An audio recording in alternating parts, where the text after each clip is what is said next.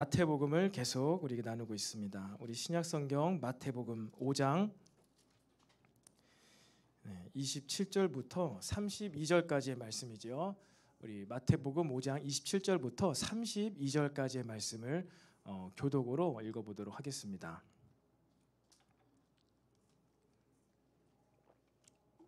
뒤에 불도 여기 좀 켜주세요. 27절부터 32절까지 제가 먼저 27절 말씀을 읽겠습니다. 또 간음하지 말라 하였다는 것을 너희가 들었으나 여자를 보는 자마다 마음에 이미 간음하였느니라. 만일 내 오른 눈이 너로 실족하게 하거든 빼어 내버리라. 내 백체 중 하나가 없어지고 온몸이 지옥에 던져지지 않는 것이 유익하며 실족하게 하거든 찍어내버리라. 내 백체 중 하나가 없어지고 온몸이 지옥에 던져지지 않는 것이 유익하니라. 또 일러스되 누구든지 아내를 버리려거든 이혼 증서를 줄 것이라 하였으나 함께 읽겠습니다. 나는 너희에게 이르노니 누구든지 음행한 이유 없이 아내를 버리면 이는 그로 간음하게 함이요 또 누구든지 버림받은 여자에게 장가드는 자도 간음함이니라. 아멘. 네, 할렐루야. 네, 오늘 이 시간도 우리 좌우에 또 앞뒤에 있는 지체들과 이렇게 함께 인사해 보도록 하겠습니다. 성령 충만합시다. 성령 충만합시다. 성령 충만합시다. 우리 한 번 더 매일 기도합시다. 시작. 매일 기도합시다. 매일 기도합시다. 네, 여러분, 여러분들이 이 풍성한 사운드를 좋아하시는 것 같아요. 우리 양쪽 사이드에 많이 계신데. 음향을 많이 느끼시기 위해서 글로 가신 거죠. 사이드 쪽에 스피커가 이렇게 있어가지고 사이드가 소리가 잘 들립니다. 그리고 가운데가 좀 휑해가지고 약간 제 마음이 조금 휑해요, 가운데가. 그래서 다음 주에는 여러분 가능하시면은 좀 이쪽으로 앉으시면 어떨까 하는 개인적인 좀 의견이 있습니다. 그래서 뭐 끝에서 끝으로 지금 잔뜩 계신데 너무 사운드가 세요. 그래서 여러분들 청력을 위해서 여기 가운데 가능하면은 좀 가운데 쪽으로 앉아도 너무 좋을 것 같습니다. 여러분, 우리는 산상수훈을 계속 나누고 있습니다. 산상수훈, 특별히 예수님의 새로운 율법이라는 그 두 번째 시간을 우리가 오늘 맞이하게 되었습니다. 여러분, 예수님께서 이 땅에 오셔서 한 일이 무엇일까요? 예수님께서 이 땅에 오셔서 한 일은 바로 율법을 완성하시는 일을 하셨습니다. 율법을 완성하셨어요. 아담부터 지금까지 아무도 할 수 없었던 의로운 삶을 온전하게 완전히 살다가 가셨습니다. 여러분, 예수님을 믿음으로 말미암아 저와 여러분의 삶도요 더욱더 이처럼 예수님처럼 의로운 삶을 살아가게 되기를 축복합니다. 여러분, 구원받기 위하여서는요 우리의 의로운 활동, 의로운 행위가 전혀 필요하지가 않습니다. 그렇지만 구원받은 자들은 의로운 삶을 살아가게 되어 있습니다. 이것을 우리가 결코 잊으면 안 된다는 것이죠. 오늘 오전 예배 가운데도 여러분 이 복음에 대한 세 가지 측면을 여러분 듣지 않았습니까? 복음의 과거성, 복음의 현재성, 복음의 미래성이 있다. 복음 안에는 이러한 것이 있다. 우리가 예수님 믿고 죄에서 놓여졌다. 그리고 난 천국에 간다. 맞는 말이지만 그걸 온전한 이야기가 아닙니다. 현재가 없잖아요. 현재가. 여러분, 예수님께서 이미 십자가에 죽으시고 부활하심으로 우리의 죄의 문제를 해결하셨습니다. 저와 여러분은 모든 죄로부터 자유케 됨을 믿으시기 바랍니다. 자유케 되었기 때문에 여러분들은 죽어서 어디를 가요? 천국에 갑니다. 근데 이 땅에서 현재의 삶은 그러면 믿음으로 어떻게 살아가시겠습니까? 믿음으로 산다는 게 무엇입니까? 나는 믿으니까 시험 100점 맞을 거야. 믿으니까 취업될 거야. 이 믿음 아니에요. 나는 믿음이 있으니까 믿기 때문에 예수님처럼 살 거야입니다. 예수님처럼 의롭게 살아갈 거야. 여러분, 이게 구원받은 자의 마음 상태, 생각임을 여러분 반드시 기억하시기를 바랍니다. 이 세상의 시대 정신과 이 세상의 종교성 때문에 현재 믿음으로 살아간다는 것이 어떤 것인지를 자꾸만 우리는 헷갈릴 때가 있지만 산상수훈의 이 과정을 통과해서 나는 믿음으로 현재 구원을 받은 상태를 어떻게 유지하며 살아갈 것인가를요 여러분 고민하게 되시기를 축복합니다. 여러분의 현재성의 이 믿음이 말씀에 있지 않고 시대의 문화, 시대의 메아리, 시대의 외침 위에 있다면요, 언제든지 흔들릴 수가 있는 거예요. 여러분들이 난 정말 믿는 게 맞는 것일까? 하나님 나와 함께 하시는 것일까? 라고 내 생각에 의구심이 들 때 왜 그 생각이 들어옵니까? 여러분의 이 믿음의 기반을 말씀이 아니라, 예수님이 하신 말씀이 아니라 다른 것 위에 두기 때문이에요. 여러분의 현재의 믿음을 반드시 항상 언제나 이 예수님의 말씀 위에 올려놓으시기를 축복합니다. 네, 그래서요, 여러분, 우리는 이 예수님을 닮은 모습으로 지금 현재 살아가고 있습니다. 그게 바로 무엇이죠? 성화의 삶이라는 거예요. 그래서 성화의 삶을 통해서 저와 여러분을 통하여서 세상의 빛과 소금의 모습으로 살아가고 있습니다. 그래서 우리는요, 그리스도인의 이 정체성, 세상의 빛과 소금이다, 이것이 의로운 삶이고 예수님을 닮은 모습이다를요, 항상 기억하시기를 바랍니다. 만약 그렇게 하지 못한다면 우리가 어떻게 된다고 했죠? 예수님께서 다만 아무 쓸데가 없어 밖에 던져 버려져서 사람들에게 밟힐뿐이다, 그렇게 예수님께서 말씀을 하셨습니다.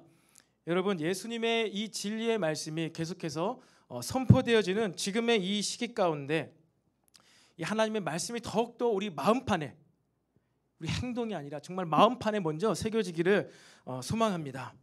여러분, 지난 시간에는 우리가 그 예수님의 율법, 예수님의 새로운 구약의 해석, 첫 번째 메시지를 함께 나누었습니다. 그것이 무엇이었죠? 이 육신의 적용, 내면의 혈기, 화에 대한 부분을 다루었습니다.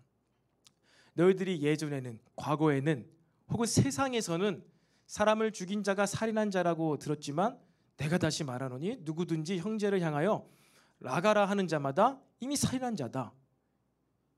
형제를 미워하는 자마다, 형제를 어리석다고 하는 자마다 심판에 넘겨질 것이다. 여러분, 그러한 말씀을 나누었습니다. 여러분, 우리의 이 육신에 느껴지는 이 감정, 이 육신의 정욕에 틈을 내어주기 마시기 바랍니다. 분이 나도 화가 나도요, 그것을 붙잡고 밤새도록 묵상하지 않게 되길 바랍니다. 그렇게 되면 마귀에게 틈을 주는 거예요. 그 화를 통하여, 분노를 통하여 죄가 우리의 삶 가운데 들어오게 되어진다는 것이지요. 그래서 이 화를 제거하기 위하여서, 이 분노가 여러분의 마음 가운데 단 하루도 자리 잡게 하지 않기 위하여서 여러분은 모든 삶의 절대 주권을 하나님 아버지께 내어 맡기시기를 소망합니다. 한 주간 여러분 그렇게 사셨습니까? 하나님의 절대 주권.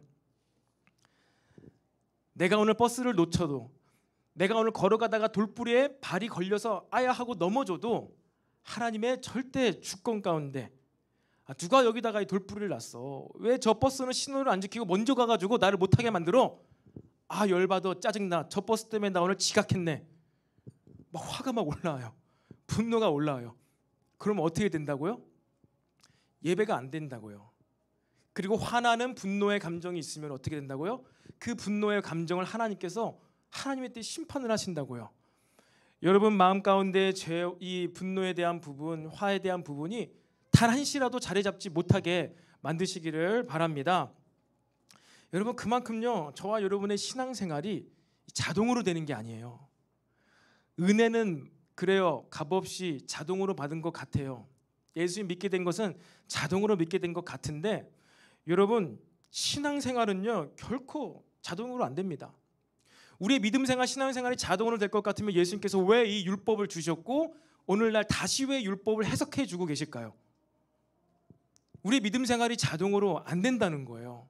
근데 여러분들은 내가 예수님 믿으니까 교회 다니니까 나의 신앙생활은, 나의 의로운 삶은 그냥 자동으로 잘 되는 거라고 혹시 생각하지 않으시나요? 예수님께서도 공생애를 사시면서 그렇게 어렵게 사역을 하셨습니다. 엄청난 열심과 노력을 쏟아 부으셔서 하나님이신 예수님께서 그렇게 사역을 하셨어요. 우리의 사역이나 우리의 믿음의 삶이 자동으로 안 된다는 것입니다. 노력이 필요해요. 의지가 필요해요. 그렇지만 그렇다고 하여서 우리의 노력으로, 우리의 의지로 또한 의로운 삶을 살 수가 없는 것을 저와 여러분은 이미 알고 있습니다. 그렇다면 어떻게 살라는 건가? 어떻게 하라는 거예요? 우리가 생각과 마음을 지키며 열심히 살아가고자 할 때 어떤 일이 발생합니까? 구하고 찾고 두드릴 때 성령께서 우리에게 찾아오신다는 거예요. 우리는 성령께서 찾아오시고 성령께서 충만하심으로 임재하실 때 여러분 신자의 삶, 저와 여러분의 삶이 그때만 유일하게 여러분 의로워질 수 있음을 항상 기억하시기를 바랍니다. 이것이 영적인 삶이에요. 영적인 삶. 이것이 하나님의 방법입니다. 하나님께서는요 저와 여러분들이 바로 이러한 방법으로 의로워지기를 원하신다는 거예요. 이게 바로 인격적인 관계입니다. 인격적인 관계. 기계도 아니고 그리고 단순히 어떠한 우리의 노력만으로도 안 되는 것. 하나님의 절대 주권 가운데 있지만서도 우리가 열심히 구하고 찾고 두드릴 때 오시는 성령님, 함께 하시는 성령님을 더 의지함으로 의로운 삶을 살기를 하나님께서 원하신다. 이것이 하나님의 방법이고 이것이 영적인 삶임을요 여러분 꼭 기도하시기를 권면합니다. 그래서 다 같이 한번 저를 따라해 볼까요? 자, 잠을 깨면서 우리 다 같이 한번 저를 따라해 보시기 바랍니다. 성령님의 도우심으로만 살아가자. 쉬운 일이든 어려운 일이든 간편한 일이든 어떤 일이든 무슨 일을 앞두고든 여러분 성령님의 도우심으로 살아가게 되길 축복합니다. 성령님의 도우심으로 살아가는 그 자만이 의로운 삶을 살아갈 수가 있는 것입니다. 그렇게 우리 내면의 혈기의 문제도 반드시 성령님의 도우심으로 여러분 해결해 나아가게 되길 바랍니다. 여러분 오늘은 두 번째 율법의 내용입니다. 두 번째 율법의 내용이에요. 그것이 무엇입니까?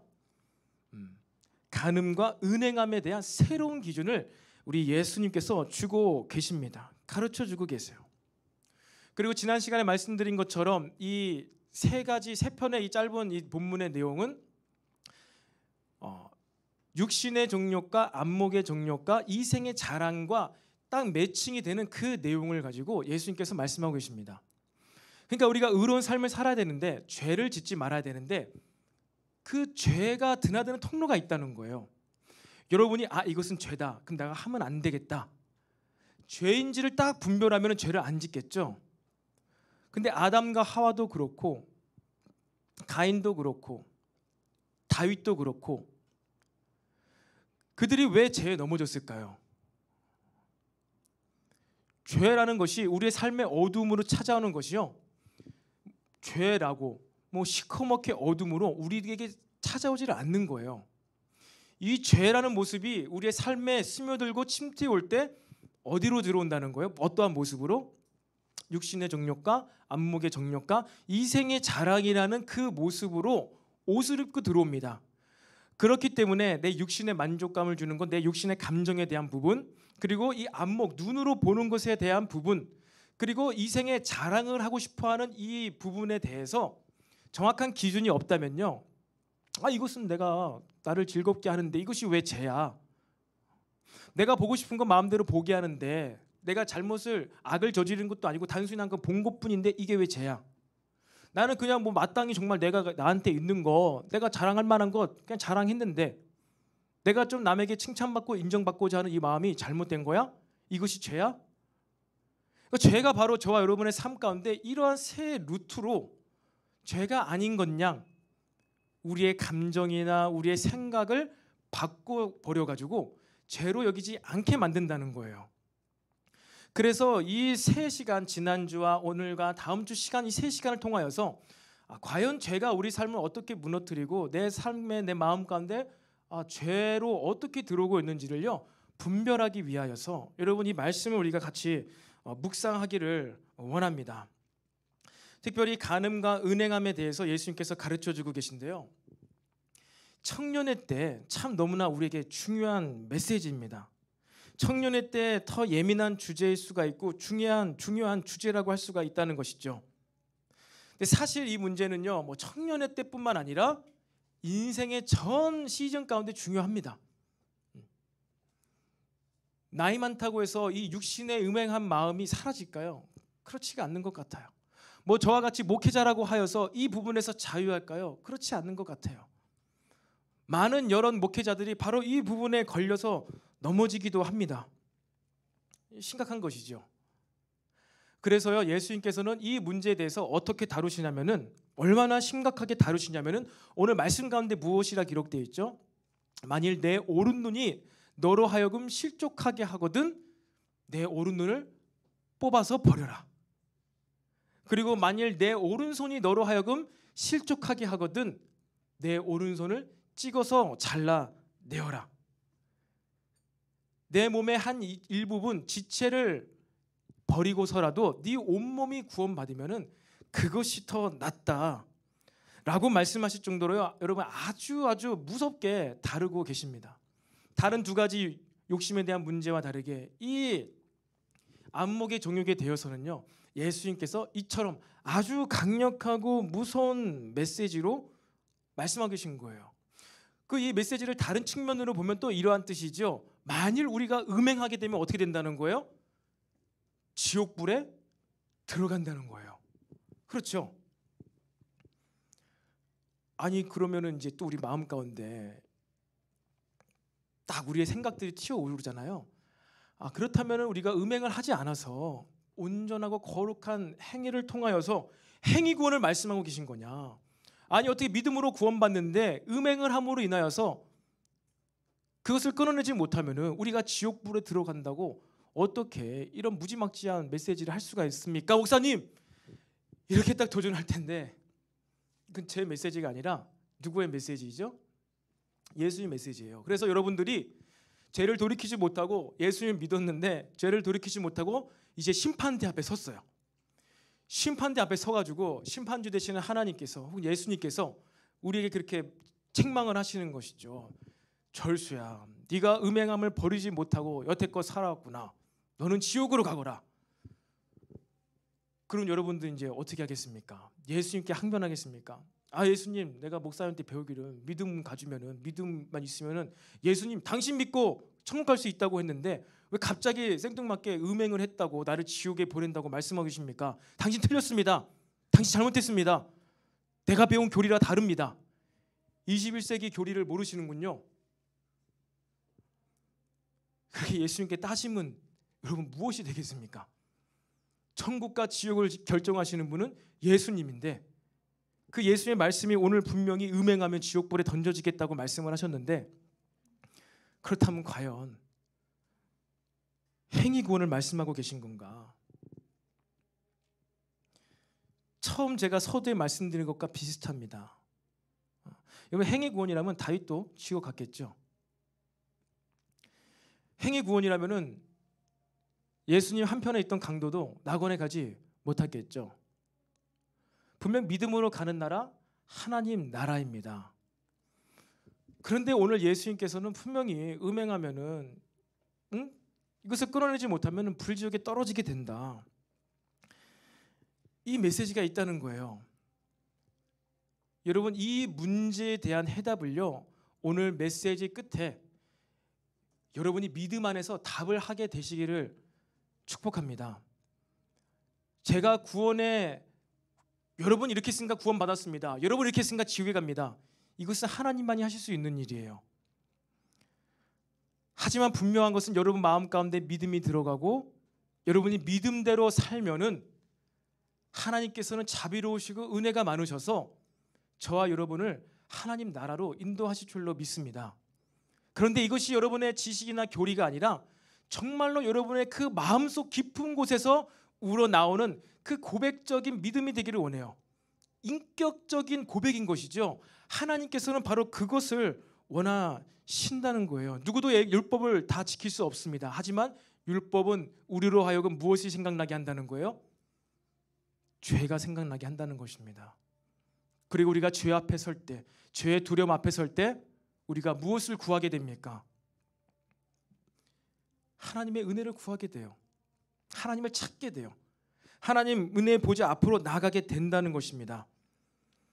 여러분 저와 여러분의 삶에 이 은혜가 더욱더 풍성하기를 소망합니다. 율법은 이처럼 저와 여러분의 삶 가운데 죄를 생각나게 하는 그러한 도구로 쓰임 받고요. 또 한 가지는요, 이 율법으로 인하여서요, 저와 여러분의 삶이요 아주 강력하게 보호를 받게 됩니다. 여러분, 대한민국 헌법 안에 우리가 다 따르고 살아갈 때, 교통 질서 법규도 다 잘 지켜서 따르고 살아갈 때 우리나라가 얼마나 안전한 나라가 될까요? 그렇죠. 우리나라 가운데 음주 운전하는 사람이 아무도 없다면 얼마나 많은 불상사가 줄어들까요? 다 법을 지키지 않아서 그래요. 모두가 다 법을 따라 살 때 우리 대한민국은 더 안전한 나라가 될 것입니다. 마찬가지입니다. 우리 모두가 예수님의 이 새로운 마음판에 새겨지는 율법의 기준을 따라 살아갈 때 저와 여러분의 삶은요, 더할 나위 없이 안전하고 건강하고 행복한 삶이 될 줄로 믿습니다. 이 율법의 두 가지 측면이 저와 여러분의 삶에 다 작동되기를 축복합니다. 하나님 앞으로 인도하는 율법, 그리고 우리의 삶을 정결하고 안전하게 보호해 주시는 이 율법의 기능들이 회복되기를 축복합니다. 예수님께서는 근데 이렇게 말씀하시는 것이죠. 너희가 옛사람에게 들었거니와. 구약의 율법의 가운데에는 음행함의 기준이 무엇이죠? 행위이죠. 실제로 행위로서 간음을 하는 것임을 그들이 들었습니다. 구약은요, 율법의 행위의 율법입니다. 행위의 율법. 그렇죠. 행위만 저지르지 않으면 돼요. 행위만. 선악과를 따먹지 말라고 했어요. 먹지 않으면 됐어요. 먹지 않으면 그 율법을 지키는 것이었습니다. 그런데 어떻게 됐습니까? 사탄의 유혹으로 그 선악과를 본즉 어떻다고요? 먹음직도 하고 보암직도 하고 지혜롭게 할 만큼 탐스럽게 보인지라. 여러분, 행위의 율법을 구약에 이미 주시긴 했지만요, 죄의 시작이 어디서부터 시작되고 있습니까? 죄의 시작은 그들의 생각과 마음 가운데서부터 시작되고 있어요. 죄의 길에 들어선 순간, 여러분의 생각과 마음 가운데 죄의 씨앗이 딱 뿌려지는 순간요, 여러분, 이 죄를 이길 수 있는 사람이 아무도 없습니다. 아담과 하와조차도, 죄를 몰랐던 아담과 하와조차도 행위를 지키기 이전에 생각과 마음을 지켰었어야 돼요. 우리의 생각과 마음이 죄의 길에 들어선 순간부터 무엇입니까? 죄를 짓는 행동까지 나아가게 됨을요, 우리는 항상 기억해야 됩니다. 여러분, 제가 사진 한 장을 준비했는데 책입니다. 책의 겉표지인데요. 혹시 준비가 되었나요? 안 되었나요? 눈의 언약이라는 책이 있습니다. 눈의 언약이라는 책이 있어요. 미국의 한 목회자가 저술한 책인데요. 그분은 이제 예배자이자 피아노 연주가이자 목회자인데, 눈의 언약, Covenant of the Eyes, 눈의 언약이라는 책의 제목인데, 그 책에서 이렇게 얘기를 하고 있습니다. 영적 전쟁은 성적 전쟁이다. 사진 나왔네요. 보십시오. 아주 눈빛이 강렬하지 않습니까? 눈의 언약. 뭐라고요? 영적인 전쟁은 성적인 전쟁이다. 여러분, 전쟁을 할 때, 실제로 과거 시대 가운데 전쟁을 할 때 성벽을 짓고 전쟁을 하죠. 근데 성벽 위에 아무리 많은 군사들이 있다 하더라도 그 성벽에 있는 성문이 열려 있어요. 성문이 열린 채로 아무리 성벽 위에 수많은 군사들이 있어도 성문이 열려 있으면요, 적군들은 그 성문을 통과하여서 성 안으로 들어와 버립니다. 그리고 성은 쉽게 함락이 될 수가 있는 것이죠. 여러분, 바로 그 성문의 역할을 하는 것이 바로 이 눈입니다. 눈 보세요. 여러분의 눈을 한번 지금 떠올려 보시기 바랍니다. 여러분의 얼굴, 아니 여러분의 온 몸 가운데서 여러분의 눈은 얼마나 큰가요? 얼마나 큰가요? 눈에 힘을 딱 주고, 지금 졸린 사람들은 눈이 뭐 거의 일자가 됐습니다. 일자. 네? 한번 눈을 부릅뜨고 저를 바라봐 주세요. 누구 눈이 제일 큰가? 눈을 부릅뜨고. 저도 한눈 하는데, 병이 형 아주 눈이 크네요. 웃을 때는 작은데 또 힘주니까 커지는데, 여기 눈 크죠?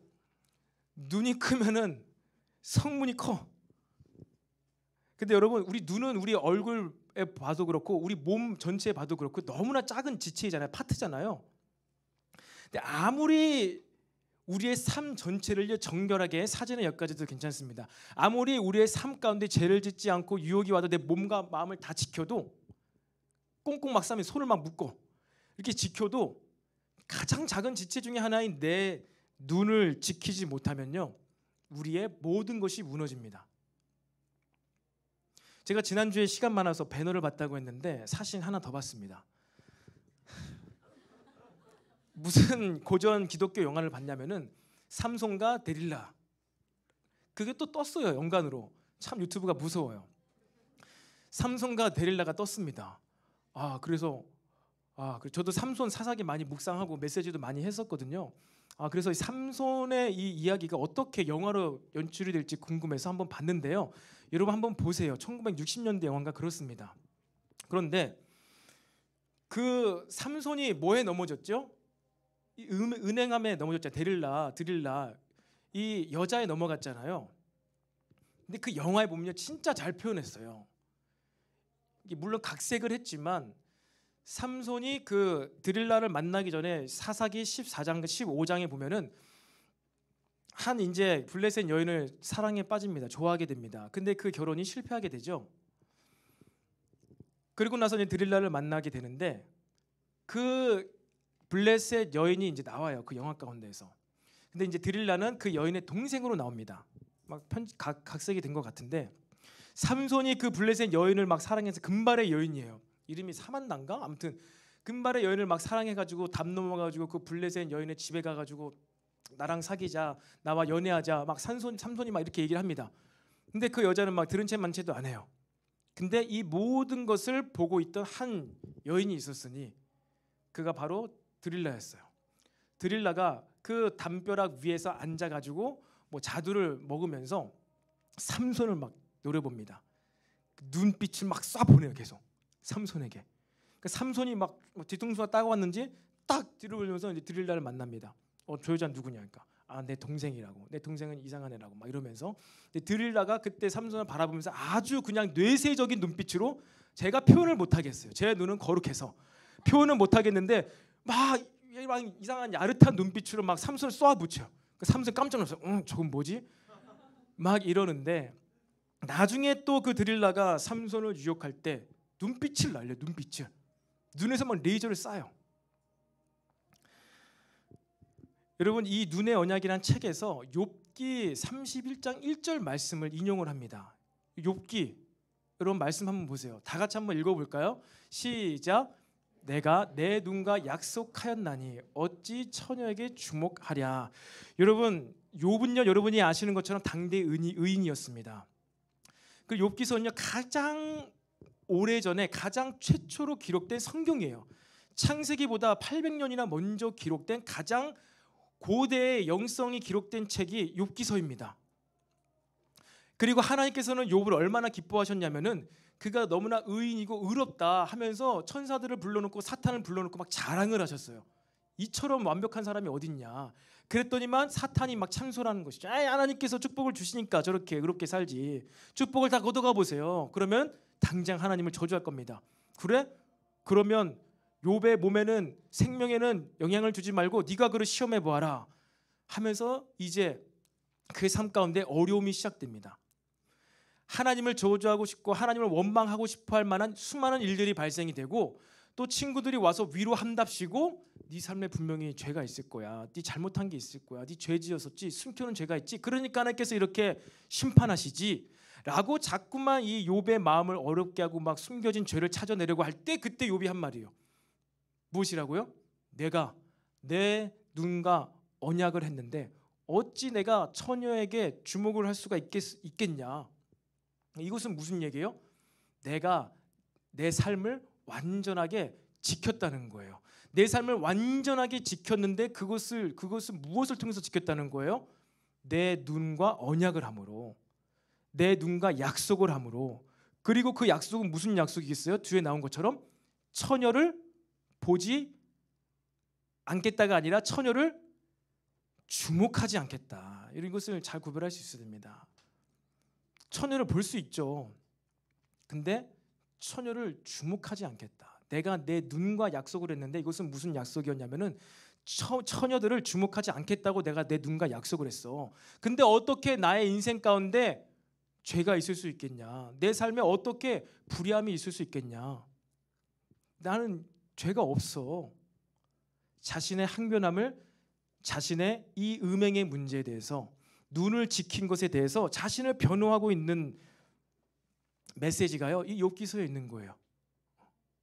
그만큼요, 여러분, 이 음행함의 문제를 지키는 것이 바로 우리의 삶의 모든 의로움을 지키는 것과 동일한 무게임을요, 지금 얘기를 하고 있는 것입니다. 여러분, 보디발의 아내가 요셉을 유혹할 때도 어떻게 유혹을 했었죠? 보디발의 아내가 요셉에게 눈짓을 보내니, 윙크를 했던지 눈짓을 보낸 거예요. 눈짓을. 그리고 잠언에도 보면요, 음녀들이 말로 홀리고요, 눈짓을 보냅니다. 홀리는 눈빛으로 그 청년을 유혹하니 그가 도수장에 끌려가는 소처럼 끌려가니라. 여러분, 눈을 통해서요, 보는 것을 통하여서요, 마음에 음행함이 들어오게 됩니다. 그리고 예수님께서는 그 마음에 음욕을 품는 자마다 이미 간음을 하였다고 선포하십니다. 그러면 또 우린 얘기하는 것이, 이건 또 수준 높은 예수님급 정도 되는 성인들만 지킬 수 있는 새로운 율법을 또 주시는구나. 이게 아니라고 했었죠. 이것은 바로 음행의 죄의 본질을 꿰뚫고 있는 것입니다. 음욕에 대해서 마음에 품는 것의 문제의 본질을 지적하시는 거예요. 우리 마음 가운데 음행하는 마음이 있다면은 우리는 이미 죄의 길에 올라선 것입니다. 이것을 제거하고 없애지 않으면은 우리의 삶 가운데 어느 때 딱 그냥 타이밍만 맞춰지면은 반드시 음행함의 길로, 행위로 나타나게 돼 있다는 것이죠. 여러분 생각해 보세요. 여러분의 손에, 여러분의 통장에 수많은 돈이 있어요. 10억 원의 돈이 있어요. 죄 안 지을 자신 있습니까? 또한 여러분들이 만약에 국회의원과 같이 높은 위치에 올라가서 수많은 사람들이 나에게 꾸벅꾸벅하고 내 명령 하나면은 수많은 보좌관들의 인사권이 왔다 갔다 할 수 있는 그러한 권력을 가지고 있다고 생각해 보십시오. 여러분의 삶을 정결하게 지킬 수 있는, 여러분 그 자신감이 있습니까? 여러분의 삶을 지킬 수가 있을까요? 여러분의 인생 가운데 지금 혈기의 문제와 음행의 문제가 삶 가운데 드러나지 않고 있는 이유가 진짜로 내가 깨끗하고 정결해서 그러한 죄가 발생하지 않는 것일까요? 아니라면 내가 능력이 없어서, 내가 모질이라서, 돈이 없어서 그래서 죄를 짓지 않고 있는 것일까요? 모든 죄는 마음에서부터 시작된다. 그리고 이 음행함의 죄의 문제는 어디를 통해서 들어온다고요? 바로 저와 여러분의 이 눈을 통해서 들어온다는 것입니다. 바로 마음의 창이 이 눈입니다. 여러분, 눈을 지킴으로써 마음을 지킬 수 있게 되기를 축복합니다. 그렇기 때문에 여러분들은요, 아무거나 보면 안 됩니다. 마찬가지예요. 여러분들 먹는 것 먹을 때 아무거나 먹나요? 이것이 상했는지 부패했는지, 이것이 먹게 되면 내 건강에 어떠한 영향을 끼칠 것인지 생각하고 먹지 않나요? 그렇죠. 집안에 갔는데, 집에 들어갔는데 냉장고 안에 먹다만 치킨이 있어. 아무리 치킨이 좋아도 이것이 상했는지 안 상했는지 어떻게 해요? 딱 꺼내가지고 냄새를 맡아보잖아요. 상했네. 이거 아무리 먹고 싶은데 상한 걸 먹으면 어떻게 돼요? 배탈 나는 거예요. 토하는 거예요. 설사하는 거예요. 그러니까 먹고 싶어도 안 먹죠. 음식을 먹는 것은 그렇습니다. 여러분들 몸에 직접 들어오니까 확인을 한단 말이에요.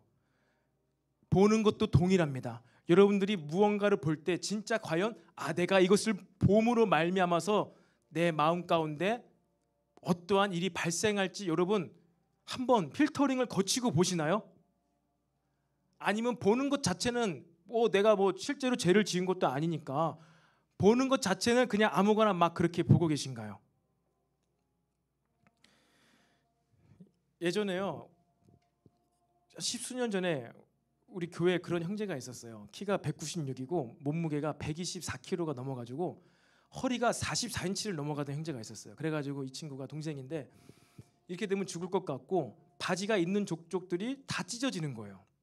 그래가지고 이 밖에서 걷다가 바지가 엉덩이 찢어져가지고 너무 창피함을 겪어가지고 살을 빼야 되겠다 굳게 다짐을 하고 살을 뺐어요. 3개월 만에 그 친구가 86kg까지 뺐어요. 그래가지고 아니 세상에 이런 일이 TV에도 나왔어요. TV에 옛날에 한 17년 전인가 그때 TV에도 나왔어요. 그래서 출연료 얼마 받았냐고 하니까 20만 원 받았대요 그 당시에. 근데 이 친구가 막 수영도 하고 뭐도 하고 해가지고 걔가 원래 막 이런 애였거든요. 이런 애였는데 허리가 36인가 4까지 빼고 86까지 뺀 거예요. 키가 196에 막 이래가지고 가끔도 이제 보기도 하는데, 근데 그 친구랑 이제 살 빼는 과정 가운데 이런 대화를 했었어요. 그래서 제가 교회에서 뭐 먹고 있었는데 야 누가 뭐 너 먹을래? 와서 같이 먹자 했는데 걔가 바로 이렇게 얘기하더라고. 아 형 그거 먹으면은 그거 달걀 한 조각에 100kcal이고 그거 오이 하나 먹으면 50kcal이고 아 그거 음료수 먹으면 그거 75kcal 나 먹으면 안 돼. 그거 먹으면 나 동네 지금 2바퀴 다시 뛰어야 돼. 안 먹겠다는 거예요. 걔가요 고구마 한 조각, 감자 한 조각, 달걀 하나, 밥 한 공기 모든 거에 대한 칼로리를 다 외웠어요. 칼로리가 몇 킬로칼로리인지 다 외우고 하루 동안에 자기가 몇 킬로칼로리를 먹는지 다 외우고 있어. 나 지금 오늘 1500킬로칼로리 먹었다고. 더 이상 먹으면 안 된다고. 그렇게 하니까 3개월 만에 막 40여 킬로를 빼는 거예요. 그렇죠.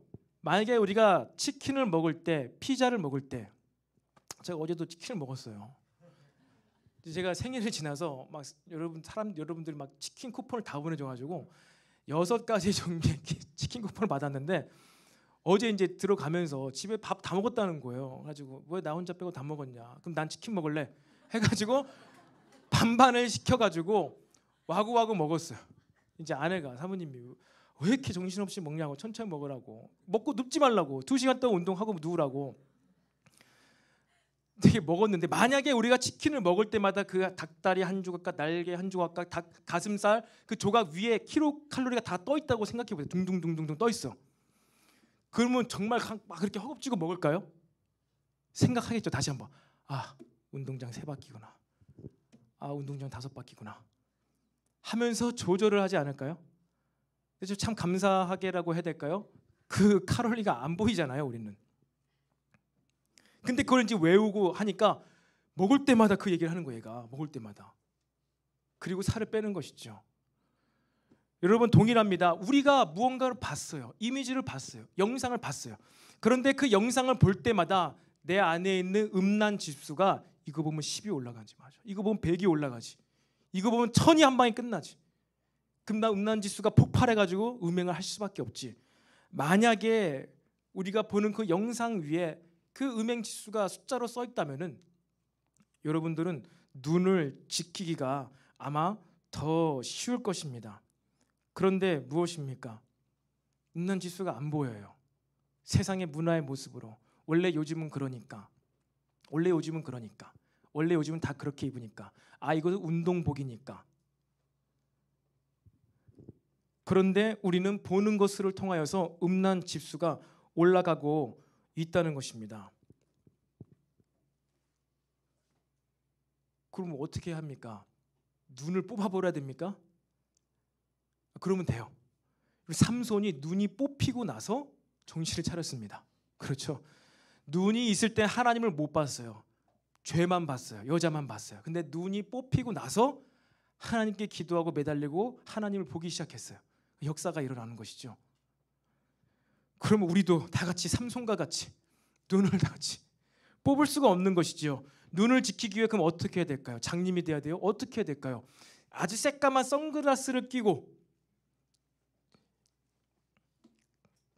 살아야 될까요? 눈을 뜨고 살아야 되죠.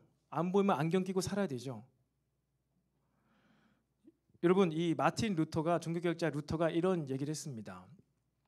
우리의 머리 위로 이 죄에 대해서 다룰 때 우리의 머리 위로 새가 날아 넘어가는 것은 막을 수 없지만 그 새가 우리의 머리 위에 둥지를 트는 것은 우리는 막을 수가 있다. 새가, 죄가 우리의 삶에 획획하고 지나가는 것을 막을 수는 없지만 그 죄가 우리의 삶에 자리를 잡고 둥지를 두고 알을 까고 번식하는 것을 막을 수가 있다는 것입니다.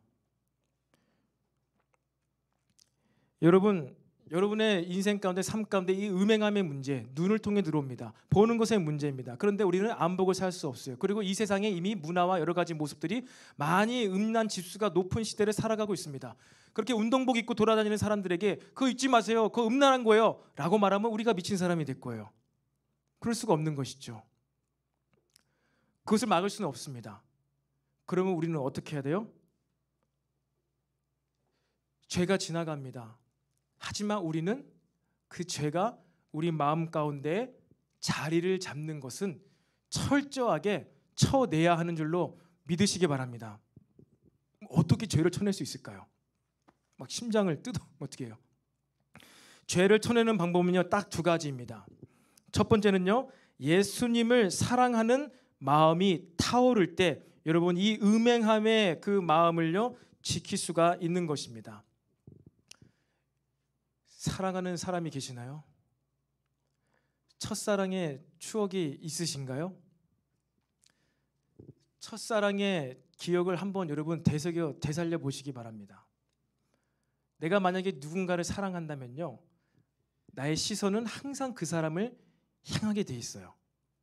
누가 시키지 않아도 내게 사랑하는 이성이 생기면요, 그 사람은 지금 무슨 행동을 하고 있지?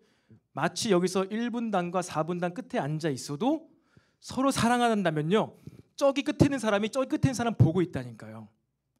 저도 청년사회 오래 하면서 그 눈빛들이 보여요. 아, 혹시 이 형제가 이 자매를 그런 것은 아닐까? 왜 쟤는 항상 쟤를 쳐다보지? 왜 쟤는 항상 제 옆에 있지? 무슨 얘기예요? 사랑하면은 특히 첫사랑, 처음 사랑을 막 시작했을 때는요, 더 우리 삶에 행동이 유발되게 돼 있다는 거예요. 행동이 유발되게 돼 있어요. 누가 시키지 않아도 눈빛이 가게 되고요, 그 사람 옆에 있다는 거예요. 왜요?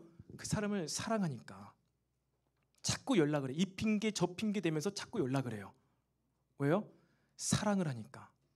여러분, 음행하는 마음들, 이 세상 가운데 음란의 일들이 아무리 많아도요, 여러분 예수님을 정말 사랑할 수만 있다면은, 예수님과 사랑이 회복된다면은 여러분의 그 마음 가운데 음란이 둥지트는 것을요 없앨 수 있음을 믿으시기 바랍니다. 예수님을 사랑하게 되시기를 축복합니다. 그리고 두 번째는요, 하나님을 두려워할 때 우리 마음을 지킬 수 있어요. 두려움. 내가 이 죄를 지었을 때, 이런 행동을 했을 때 하나님께서 나를 심판하시겠다고 하시는구나. 이 경외하는 마음이죠. 이 두려운 마음이 있을 때 무엇이에요? 이 죄로부터 우리는 벗어날 수가 있는 것입니다. 시간 관계상 짧게 얘기하지만 여러분, 예수님을 사랑함과 하나님을 경외하는 마음, 이 두 가지가 여러분 마음 가운데 얼마나 있는지, 난 정말 예수님을 사랑함으로 예수님의 시선을 느끼고 있는지, 나를 지금 예수님 바라보고 계시는구나, 하나님께서 지금 나를 바라보고 계시는구나, 여러분 그 시선이 느껴져야 됩니다. 그리고 여러분의 시선이 지금 하나님을 사랑함으로 하나님께서는 지금 어디에 계실까? 하나님께서는 지금 무슨 말씀을 하고 계실까? 이 땅에, 우리 교회에, 나의 삶에 하나님께서는 어떤 부분을 보고 계실까? 여러분, 이게 없다면은 여러분 하나님을 사랑하지 않는 거예요. 하나님을 사랑하지 않으면 여러분 음란의 죄로부터 결코 자유할 수 없습니다. 하나님의 시선을 더 느끼게 되시길 축복합니다. 그리고 하나님을 더 보게 되시길 바랍니다. 그 하나님은 뭐예요? 일을 하고 계신 하나님, 선교하시는 하나님, 복음이 증거되기 원하시는 하나님, 여러분 그 하나님을 보게 되시기를 바랍니다. 그리고 또 한 가지, 방금 얘기했던 것처럼 반드시 우리의 삶에는 대가가 있다. 삶에는 심판이 있다. 이 두 가지 마음이 저와 여러분의 마음을 지키게 될 줄로 믿습니다. 찬단 앞으로 나오시겠습니다. 여러분, 예수님께서 계속해서 새로운 율법을 주시면서 아주 무시무시한 말씀을 하고 계시죠. 네 오른눈이 죄를 짓게 하거든 뽑아버려라. 오른손이 죄를 짓게 하거든 뽑아버려라. 찍어내려라. 네가 형제를 보고 바보라고 하면은 그것은 이미 살인한 거야. 이렇게 엄청난 어마어마한 무시무시한 말씀을 주시나. 여러분, 하지만요, 지금 예수님께서 정말로 다루고 계신 것은 무엇입니까? 예수님께서 지금 다루고 계시는 건요, 바로 저와 여러분의 마음입니다. 마음을 다루고 계신 하나님, 원래 율법을 주신 처음부터 우리에게 그 마음을 지키게 하기 위해서 율법을 주신 거예요. 그러하셨기 때문에 가인이 분노함으로, 시기함으로, 질투함으로 아직 아벨을 살인하지 않았음에도 불구하고 하나님께서는 가인에게 찾아가셔서 네 마음 가운데 있는 분노를 다스려라 라고 말씀하셨잖아요. 정말로 하나님께서 행위로만 율법을 주시고 이 행위를 못했을 때는 그냥 불구덩이로 집어 넣으시려고 하셨다면은 가인이 죄를 짓기까지 가만히 보기 싶을 거야. 얘 아벨 죽이나 안 죽이나 보자. 죽이기만 해봐, 나 너 죽여버릴 거야. 근데 하나님은요, 우리가 그렇게 죄를 짓는다고 해서, 율법을 어긴다고 해서 심판하시고 우리를 불지옥으로 보내버리시기 위해서 율법을 주신 게 아닙니다. 죄를 짓지 않게 하기 위해서, 죄로부터 돌이키게 하기 위해서 무서운 율법을 주시고 무서운 지옥을 만들어 놓으신 거예요. 그것을 어디서부터 지켜야 된다고요? 마음에서부터요. 내 생각에서부터. 내 마음엔 정말로 화가 없는가? 오늘 하루도 분노함이 없는가? 내 마음속에 오늘 하루를 돌아보면서 나는 무엇을 받는가? 그래서 내 마음의 창에, 마음속에 무엇이 잔상으로 남아있는가? 여러분, 마음을 지킬 수 있어야 됩니다. 하나님께서는 그 마음을 지금 다루고 계신 거예요. 저와 여러분의 마음을 다루고 계세요. 우리가 죄를 범하지 않게 하기 위해서. 그런데 참 절망적인 것은요, 예레미야서 17장에 보면 이런 말씀이 기록되어 있습니다. 만물보다 거짓되고 심히 부패한 것은 마음이라 누가 능히 이를 알리오마는. 우리 마음이 이렇게 더럽고 부패했는데 그거 누가 알까? 이렇게 죄를 짓고 저렇게 간음하고 살인죄를 짓는 것이 우리의 마음이 부패했기 때문에 그렇게 되는 건데 이걸 누가 할 수 있을까 과연? 하나님께서 이렇게 말씀하십니다. 나 여호와는 심장을 살피며 폐부를 시험하고 각각 그의 행위와 그의 행실대로 보응하나니. 하나님께서는요, 우리의 심장을 살피며 폐부를 시험하신다. 무엇입니까? 하나님께서는요, 늘 언제나 항상 저와 여러분의 마음을, 속마음을 살펴보고 계신다는 것입니다. 그리고 우리가 악한 행동을 했을 때는 심판하세요. 악함을 행했을 때는요, 그 악한 것에 맞는 벌을 주십니다. 하지만 우리가 선한 마음을 가지고 있다가 선한 행동을 했을 때에는, 선한 삶을 했을 때는 하나님께서는 무엇입니까? 또한 그에 맞는 상급을 주십니다. 근데 하나님께서는 무엇부터 보신다고요? 우리가 얼마나 많이 봉사했냐, 얼마나 많이 무엇을 했냐, 얼마나 열심히 예배드렸냐, 그 이전에 이미 우리의 심장을 살피시고 우리의 호흡을 하는 이 폐부를 보고 계신다. 그 행동이 어떠한 행동, 어떠한 마음으로부터 나왔냐, 항상 하나님께서는 그것을 보고 계십니다. 그런데 방금 말씀드린 것처럼 아무도, 이 세상에 있는 그 어느 누구도, 예수님 말고는요 그 어느 누구도, 아담과 하와도 다윗도 심지어 12제자조차도 그 마음을 지킨 사람이 있어요, 없어요? 아무도 없어요. 아무도 마음을 못 지켰습니다. 그런데 오늘 예수님께서 마음을 지키라고 하세요. 마음에서부터 죄를 지으면은 너는 이미 죄를 실제로 짓게 되는 것이니까 시간 문제인 것이야. 너는 불지옥에 떨어질 것이야. 여러분, 만약에 마태복음서가 오늘 여기서 끝이다, 그러면 이 예수님의 율법은요 더 업그레이드 버전의 구약의 율법일 것입니다. 그렇죠, 마음까지 지켜야 되는. 근데 저와 여러분이 반드시 좀 오늘 기억하기 원하는 게 있어요. 복음서는요, 진짜 우리의 삶에 복된 소식인 이 복음서가요 산상수훈에서 끝이 아닙니다. 예수님께서 이 새로운 율법을 가르쳐 주시고 내가 너에게 이제 참된 기준, 하나님께서 진짜로 원하시는 기준을 알려주었으니까 나 할 일 다 했어. 나 이제 다시 내 집으로 갈게. 나는 저기 좋은 아무런 고통도 없고 슬픔도 없고 기쁜 것만 가득한 하나님 나라로 난 뿅 하고 올라갈 거니까 너희도 이대로 살아야 돼. 지금까지는 몰라서 죄를 지었을지라도 이제는 알게 되었으니까 너 더 완벽하게 눈도 지키고 마음도 지키고 생각도 지키고 다 지켜. 그러면 하나님께서 구원해 주실 거야. 복음서가 여기서 끝나고 예수님께서 뿅 하고 하늘나라 가셨으면은 이게 어떻게 복음서가 되겠습니까? 예수님께서는 이 산상수훈을 통하여서 진짜 율법, 참된 율법을 알려주시고 어디론가 가셨어요. 이 율법을 딱 받은 저와 여러분들은 그 뭐 행위구원을 해야 된다는 거야? 아니 분명히 믿음으로 구원받는다고 했는데 예수님께서는 도대체 왜 이런 말씀을 하신 거야? 너무해. 이걸 누가 지킬 수 있어? 막 이렇게 토론하고 막 교리를 만들고 신학 공부를 막 하고 있는 사이에 우리는 진짜 마음까지 지켜야 돼? 어떻게 내 마음을 지킬 수가 있지? 이건 불가능한 거야. 어떻게 좀 변명 좀 해봐야겠다. 좀 핑계 좀 대야 되겠다 라고 막 자기 합리화를 시키고 있는 그 시간에 우리 예수님께서는 어디를 가신 거예요? 됐다. 너희들은 할 수가 없지. 아무 말도 하지 않으시고 어린 양이 되셔서 십자가로 가신 거예요. 그리고 죄를 짓고 있는 우리를 아무 탓도 하지 아니하시고 십자가에서 물과 피를 다 쏟으신 것입니다. 여러분, 그 십자가를 바라볼 때 여러분들이 어떤 마음이 듭니까? 내가 간음하고 내가 혈기를 부려서 내가 죽어야 되는데 예수님께서는 그냥 됐다. 아무 말씀 없으시고 십자가에 올라가셨습니다. 그 예수님을 바라봄으로 만들어지는 나의 새로운 마음들, 그 마음에 따르는 인도함 받는 그 삶으로요, 우리는 구원받는 것입니다.